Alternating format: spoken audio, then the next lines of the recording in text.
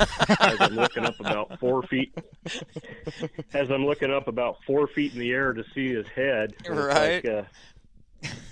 Yeah, he was what I would call a gentle giant. He seemed to be extremely friendly. He really loved racing. You could tell that was his passion. Absolutely. And great guy to know. Yeah. And then basically after that, I saw him a couple times at the tracks over different times and spoke with him, and was just glad to see that he had his goal and got out and got back into the community, and you could tell that his love was racing. Yeah, and he was definitely an inspiration to anybody that met him. You know, his true passion for the sport. It didn't matter if it was on the asphalt or on the dirt. He just loved racing, and he just wanted to be a part of it in any way that he could. And yeah. Oh, absolutely. That's true. Yeah.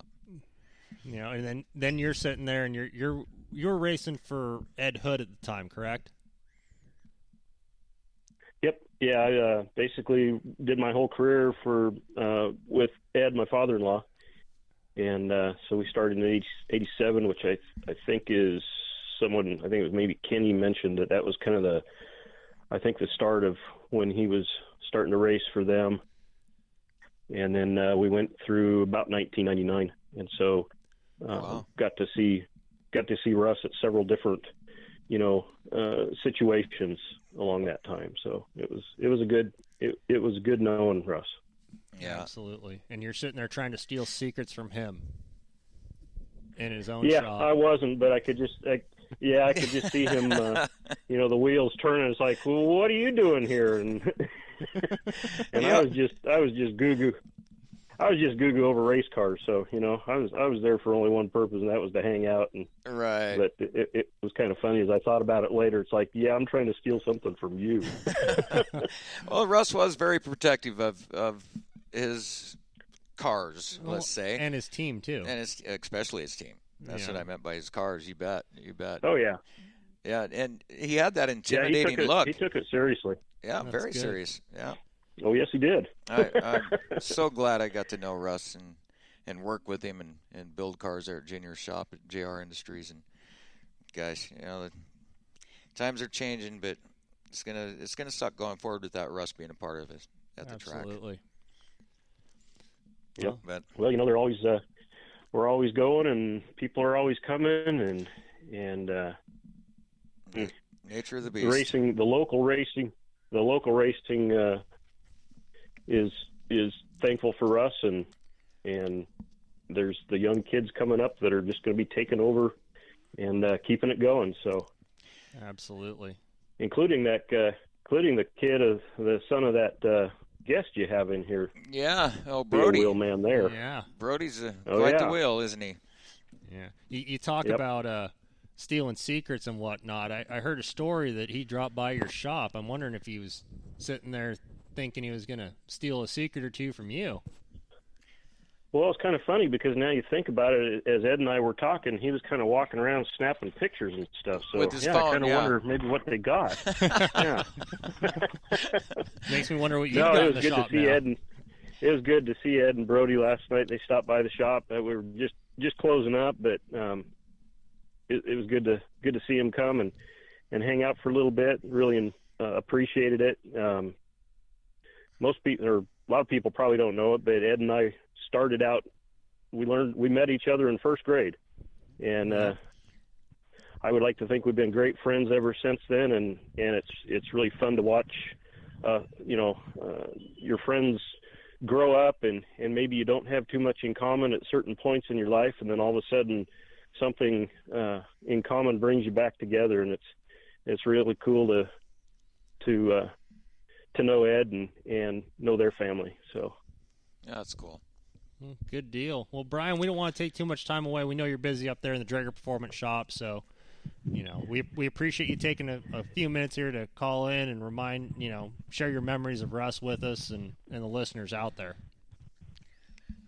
All right, I appreciate the chance and appreciate getting to hear everybody's voices calling in, and there's been a few there that we haven't seen and talked to for a while, so it's good to get caught up with everybody. Absolutely. Good deal. Well, Brian, you have a good night, and once again, thanks for being on the phone with us. Thanks, Brian. You bet. You bet. Take care, guys. You too. Right, bye-bye. Bye-bye.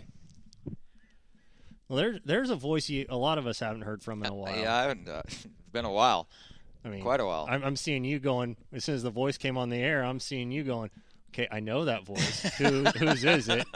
And of course, Ed heard it last night. I'm used to hearing that over the last 4 years, crew chiefing for Brian's son, Matthew. So, yeah, and like Brian said, it's kind of funny how things come around because me and Brian actually went to like Brian was saying, we actually went to first grade together. Yeah. And then, and now we actually just, when we were growing up, so we lived a couple blocks from each other. Uh-huh. And now we live again a couple blocks from each other. So it's kind of crazy how things It's a small world, isn't it? circles and go circles. And I was telling my son last night, that Brian is probably, besides my family, is probably the person I've known the longest in my life. Well, like I said, we know each Wow. other since first grade out at Fir Grove Elementary School. And you're old. And I'm old.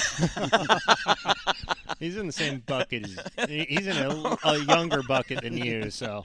Oh, you would have to throw that on there. I thought I got one in there. No. No. You got to remember who you're dealing with. I know. I'm the quick one. Corey's the slow one. I think Junior's a little bit older than me, actually. So Okay, I don't feel a little bit is defined as more than a minute. Yeah, absolutely. I was born in January. I'm not sure what month he was born in, so I'm pretty sure he's older than I am. Well, and you think about it, too, we were talking, or Ed mentioned that, you mentioned it's a small world. You look at the different facets. Brian was racing dirt cars, and then he was employed by, as he puts it, Russ's Housing Authority.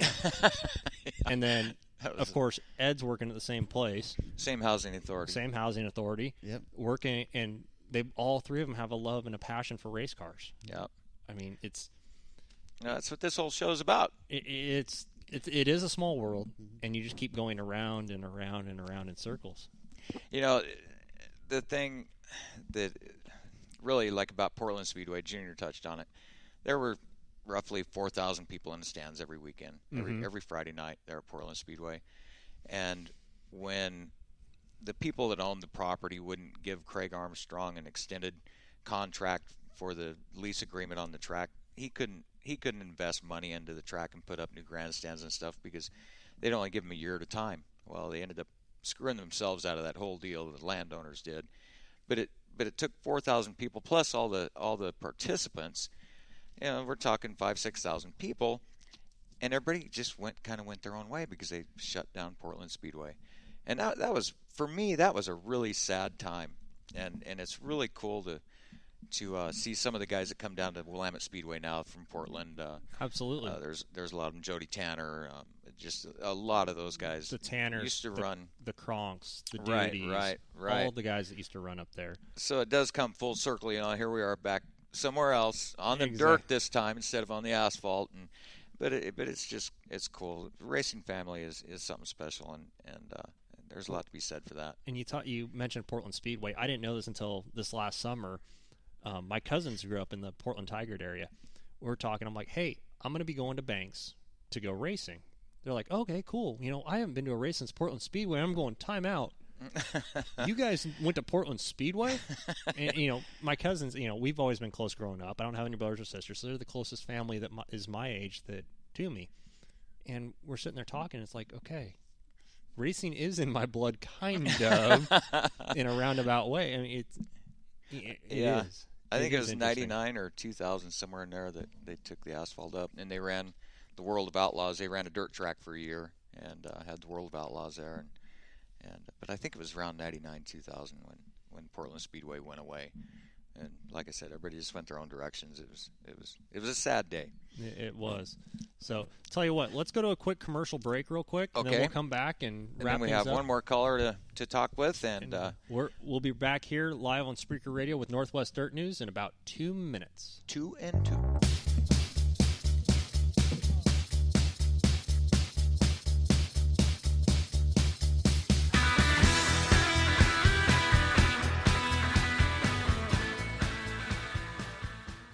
Joel, people have been hearing us talk about WJ Livestock on Northwest Dirt News. Have you talked with Josh lately? Corey, I did just the other day. He's got a great off-season special going on. Yes, he does. I was told he's got grass-fed 95% lean burger for $4.50 a pound, 90% lean regular burger $3.75 a pound, and fresh pork breakfast sausage $3 a pound, and they're all available in 1-pound packages. Really? That's a great opportunity for people like me, Corey, who kind of have an empty freezer because they missed their deer this season. Yeah, I know what you're talking about because your aim was terrible this year. Unfortunately, mine wasn't, and you know what? For people like me who didn't get a deer but aren't too keen on eating roadkill, this is the best deal going right now. Corey, even if I am a Ford guy, their hood ornaments, they're not so tasty. Stumbling J Livestock, based in Shed, Oregon, can provide the freshest and finest meats to your table, raised right here in the valley and processed in a USDA-certified facility. And this deal won't last long. Pre-order yours and cash in on this special now. Give Josh a call at 541-409-5650. That's 541-409-5650. And get farm fresh meat on your table your family's going to love. Let's eat. Jetstream Aqua Massage, located in the Heritage Mall, is your answer for the relaxation you've been looking for. Our massage beds will help you with stress, anxiety, increase circulation, muscle tension, improve sleep, pain reduction, decrease muscle spasms, increase your range of motion, and help with the everyday aches and pains of life. And at only $1 per minute, we'll save you time and money. 20 minutes in one of our machines is equal to 1 hour of traditional massage. We have gift certificates available for the perfect stocking stuffers. All TENS units are on sale now, and don't forget your BioFreeze. Jetstream Aqua Massage. It's not just a massage, it's an experience.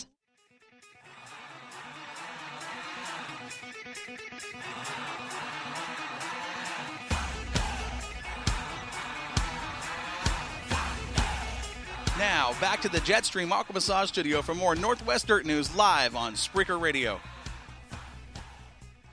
And we are back. All right, I am going to call one more person here. One ringy-dingy, and it should be ringing. It is ringing. That sounds like a weak connection. That's better. Yeah. I fixed it. It takes a minute. Dude, you're doing good over My there. technology.